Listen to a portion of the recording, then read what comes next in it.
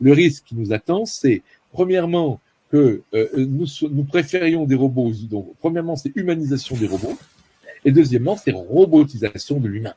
Donc voilà, ça c'est le grand risque, je pense, dans le monde de l'intelligence artificielle, avec un deuxième risque que j'ai déjà mentionné, et qu'on a déjà débattu, qui est le risque que j'ai appelé le risque Amazon-Google, c'est-à-dire le risque que l'intelligence artificielle nous enferme, comme vous l'avez très bien dit Thierry, le vrai confinement, c'est d'être enfermé avec des gens qui pensent comme soi.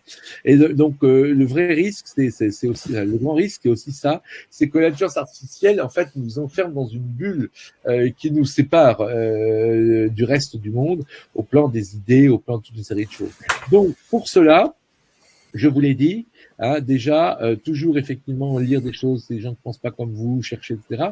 Mais surtout, et c'est là où on peut terminer en parlant un peu de spiritualité, je pense que ce monde de demain, c'est à nous de le spiritualiser. C'est-à-dire, il va falloir inventer de nouvelles façons d'être entre nous, parce que les robots vont exister, vont perturber nos vies, comme je viens de dire. Et toutes ces technologies, la technologie, vous savez, c'est comme un couteau. Un couteau, vous pouvez tuer les gens avec, ou vous pouvez vous en découper la viande, les mammouths, et progresser beaucoup grâce au couteau.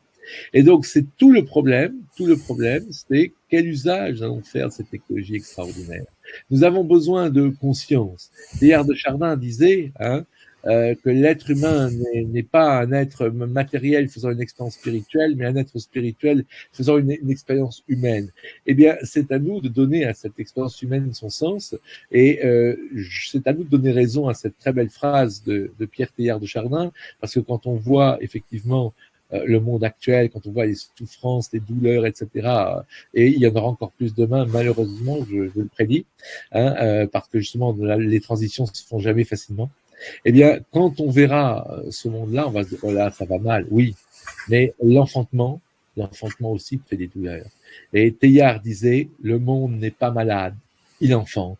Eh bien, c'est à nous de faire enfanter le monde de demain.